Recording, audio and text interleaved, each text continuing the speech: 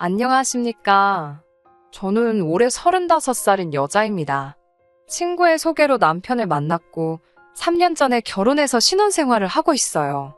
남편은 저보다 4살 어린 연하남입니다.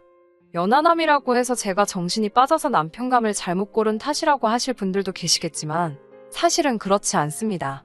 처음부터 남편이 저를 계속해서 쫓아다녔거든요.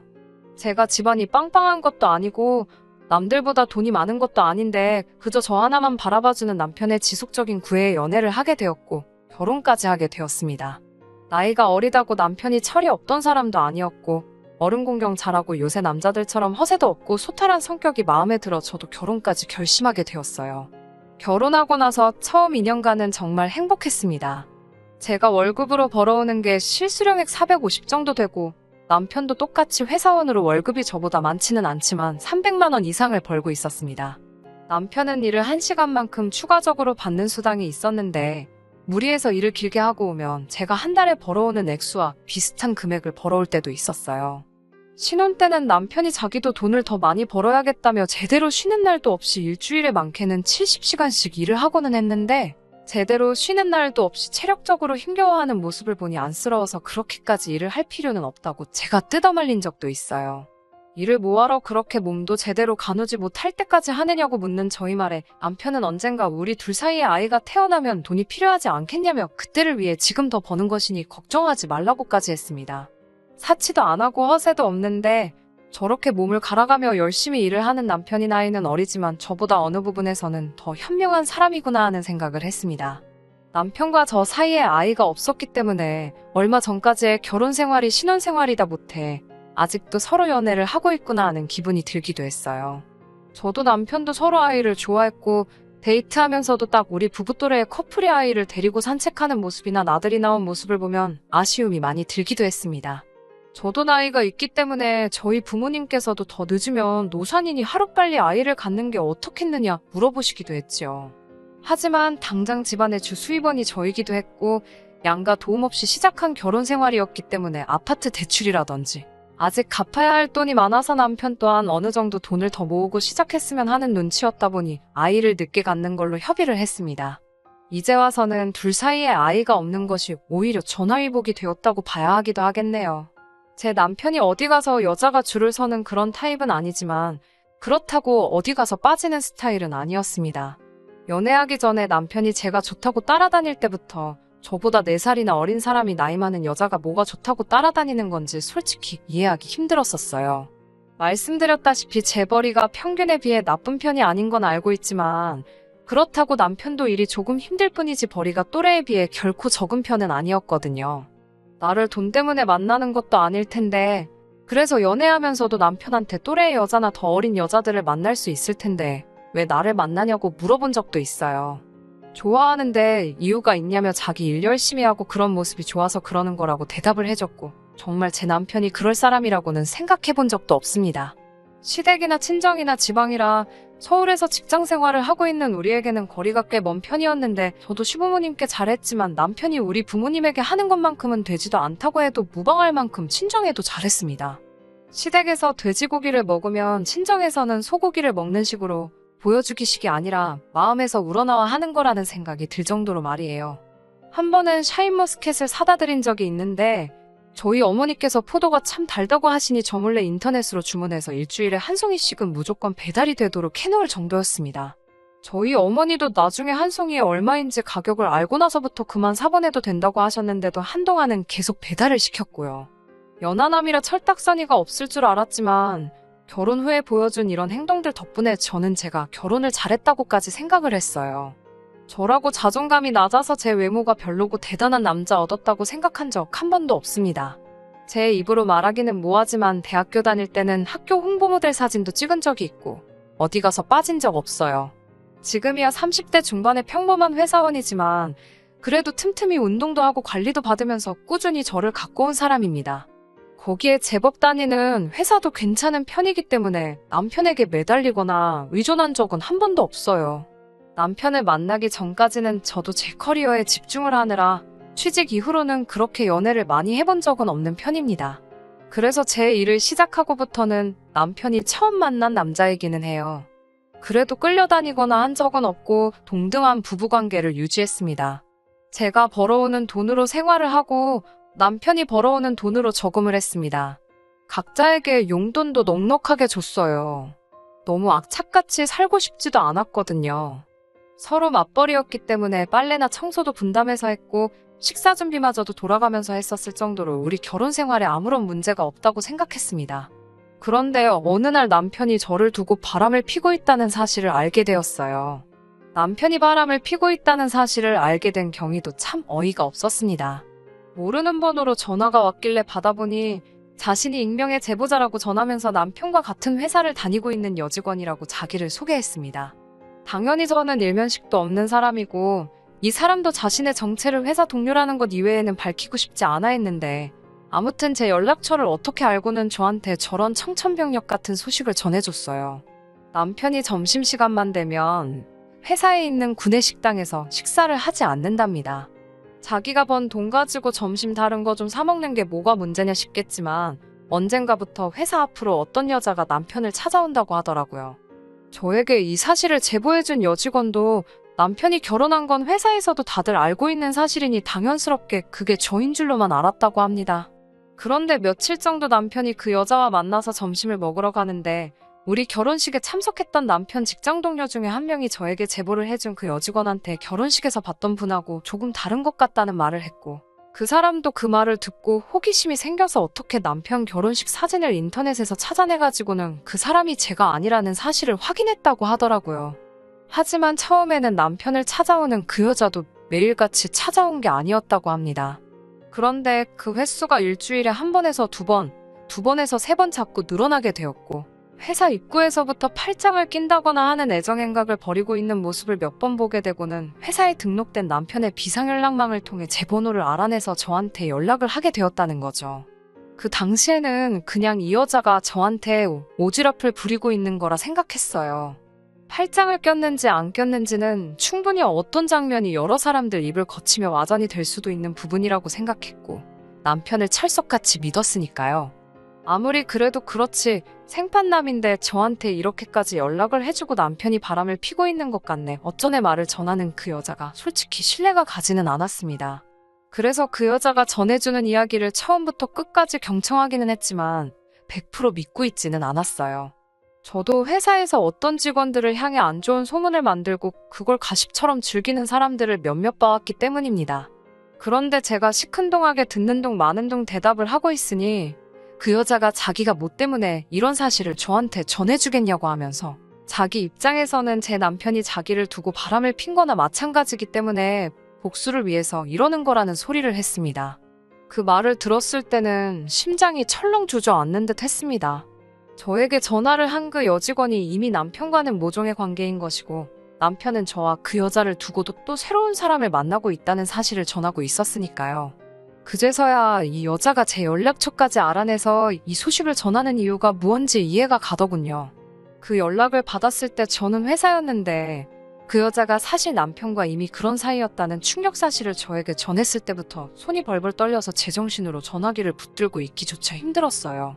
얼굴 한번 본 적 없는 여자의 말을 있는 그대로 100% 믿고 있는 건 아니었습니다만 그렇다고 그 여자의 말을 그냥 듣고 넘길 만한 것도 아니었습니다. 그 상황에서 어떻게든 남편이 저를 속이고 있다는 사실을 알아내려고 했던 것이 아니고 저는 마음 한구석에서는 남편이 저를 두고 그런 일을 하지 않았다는 확인을 받고 싶었었나 봅니다. 말씀드렸다시피 신혼 초에는 남편이 일하는 시간을 늘려가면서 돈을 더 벌어왔었는데 최근 들어 야근이 부쩍 잦은 상황이었는데도 월급은 그대로길래 궁금해한 적이 있는데 회사 규정이 바뀌어서 추가 근무분은 연말에 보너스식으로 몰아서 준다는 설명을 했던 적이 있었거든요. 그래서 남편의 바람을 알려준 그 여직원에게 그 사실을 물어보기도 했습니다. 남편을 믿어보려고 했던 질문인데 제 자신만 바보 멍청이처럼 되어버렸네요. 세상 어느 회사가 추가 근무한 돈을 연말에 보너스식으로 몰아주겠냐고 저를 아주 세상 물정 모르는 여자처럼 생각하더라고요. 야근이 부쩍 잦아진 건 이미 오래전부터였는데 남편이 또 내년이 돼서는 저에게 어떤 변명을 했을런지는 모르지만 제가 의문을 가지고 있는 점을 얼렁뚱땅 넘겼다는 사실 또한 알게 되어 버렸네요. 속으로는 끝까지 아니겠지 하면서 최대한 남편을 믿어보려 노력했지만 여러 상황들이 남편이 저를 두고 딴짓을 하고 있다는 게 점점 더 맞아떨어지고 있었습니다. 제 스스로에게 질문을 해봐도 부정을 할 수가 없었어요. 의심이 확신이 되는 순간부터는 속이 거북하고 집중도 안 되었습니다. 집에 돌아가면 남편을 어떻게 대해야 하는지도 모르겠고, 그래서 남편에게는 친정어머니가 급한 일이 생겨서 회사에 휴가를 내고 잠시 친정에 내려가 있어야겠다고 설명했어요. 남편은 장모님 일인데 당연하다며 주말에 자기도 내려가 볼 테니까 걱정 말고 먼저 다녀오라고 하더라고요. 그때까지도 저를 신경 써주는 척 하는 게 가증스럽기까지 했습니다. 그리고 친정으로 출발하면서 혼자 고민하다가 심부름센터에 연락을 해서 알아보기로 했습니다. 참 어이가 없게도 남편이 외도를 하고 있다는 결과를 받는 데까지 하루도 채 걸리지 않더라고요. 이미 제가 친정으로 떠난다고 했던 순간부터 남편은 주말에도 자기가 내려온다고 말해놓고는 자기 세상이로구나 하면서 바로 그 여자를 아예 우리 집으로 들인 겁니다. 아파트 현관을 들어서는 사진을 보고 저는 더욱 더 놀랄 수밖에 없었습니다. 그 사진 속에서 남편의 팔짱을 끼고 아파트 현관문 앞에 서 있던 여자는 다른 사람이 아니고 바로 남편에게 저를 소개시켜줬던 저희 가장 친한 친구였으니까요. 우려했던 상황이 현실이 되었고 그 현실의 무게가 감당하기 힘들 정도로 커다란 것이라는 걸 깨달았을 때 말도 안 나오고 구토까지 나오더라고요. 다른 사람도 아니고 남편이 왜 그랬지? 내가 뭐라도 잘못했나? 하면서 처음에는 그 이유를 저에게서 찾기까지 했어요. 남편을 이해할 수 없는 와중에 또 대학 시절부터 항상 제 곁을 지켜준 친구는 대체 내가 무슨 잘못을 했길래 아니면 나에 대한 무슨 억하심정이 있기에 저에게 이런 짓을 하는 건지 정말 그 짧은 시간 동안 5만 가지 생각이 다 들더라고요. 두 사람의 만남은 바로 다음날에도 그 다음날에도 이어졌어요. 심부름센터 직원은 저에게 계속해서 사진을 찍어 보내줬습니다. 하지만 사진 몇 장만 가지고는 할 수 있는 게 많이 없다고 일단 저보고 최대한 증거를 많이 모아두라고 조언을 해주더군요. 저도 지금 이걸 터트려봐야 남편은 잘못했다 사과할 게 뻔할 테고 제 친구도 저를 안 보면 그만인 게 되는 거죠.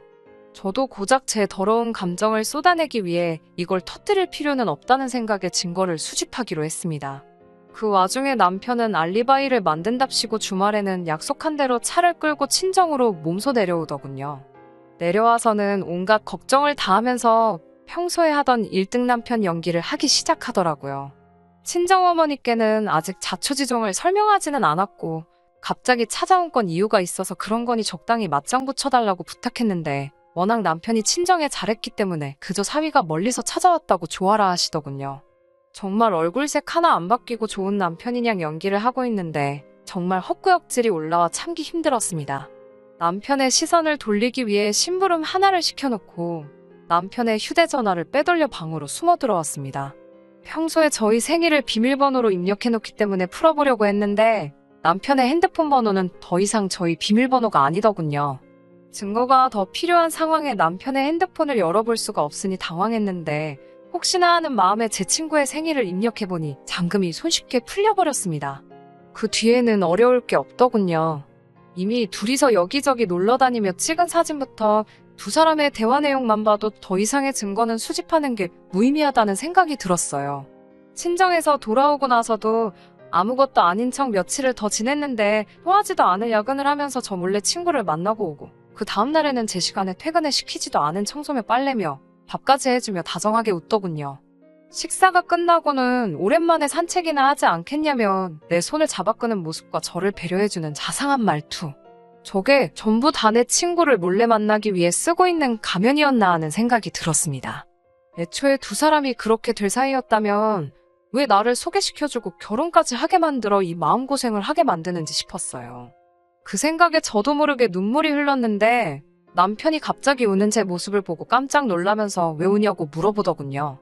여태까지 참아왔는데 순간의 감정 때문에 남편에게 모든 사실을 알고 있다는 걸 터뜨릴 수는 없어서 그냥 갑자기 그런다고 대충 둘러대고 넘어갔습니다.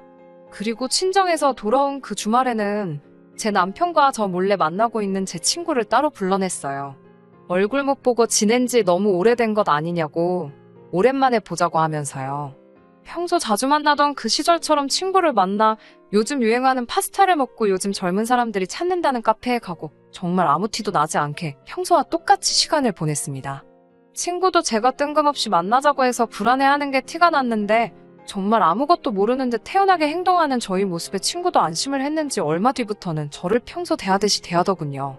어느 정도 시간이 지난 뒤부터는 친구도 더 이상 의심할 게 없다고 생각했는지 뻔뻔하게도 남편은 잘 지내냐고 안부를 묻더군요. 결혼식 끝나고 집들이 한 이후로는 한 번도 본 적이 없다면서 정말 입에 침도 바르지 않고 거짓말을 하는데 그 자리에서 들고 있던 포크로 이마를 찍어버릴 뻔 한글 속으로 꾹 참았습니다. 아무 일도 없는 척 연기를 하니 저도 힘들어져 잠깐 지쳐 있었는데 친구가 제 눈치를 보더니 무슨 일이 있느냐 걱정을 해주면서 일도 좋지만 건강도 챙기면서 하는 게 좋다고 말을 하는데 그 와중에도 저를 걱정해주는 척을 하고 있는 가증스러운 모습 때문에 웃음도 나오지 않더라고요. 남편을 제게 소개해준 친구에게 빼앗기고 저는 그 사실을 전부 다 알고 있음에도 불구하고 아무것도 모르는 척 연기를 하고 있어야 한다는 현실이 너무 힘들었네요. 그 덕에 마음고생을 해서 그런지 몇 달 안 되는 시간 동안이었는데도 살이 10kg 가까이 빠지고 피부도 많이 푸석해졌어요. 더 이상 확보할 증거도 없었고 그때쯤 저도 마음 정리하고 확실하게 이혼을 결정했던 것 같아요. 아는 변호사에게 제가 모아놓은 증거들을 보여주고 남편 그리고 제 친구까지 2명 다 처벌하기로 했어요. 친구에게는 위자료를 청구하고 남편은 재산분할 없이 이혼하고 위자료까지 청구하는 걸로요. 둘이 아파트 현관 앞에 팔짱 끼고 있는 사진부터 추가로 야근한다고 한 날 회사 근처에서 만나 숙박업소 들락거리는 사진에 협조를 부탁해서 카메라 파일까지 전부 확보해둔 상태였으니 이 정도면 충분하다고 하더군요. 그런데 한 가지가 마음에 안 들기 시작했어요. 위자료를 청구해봐야 그렇게 큰 금액도 아니더라고요. 제 인생을 나락으로 떨어뜨린 것 치고는 그 죗값이 너무 싸게 먹히는 게 아닌가 하는 생각이 들었습니다. 제가 돈을 못 벌어서 돈이 아쉬운 상황도 아니고 이혼으로 한몫 챙기려는 게 아니라 그 짐승만도 못한 인간들에게 그들이 지은 잘못에 합당한 벌을 내려주고 싶었거든요.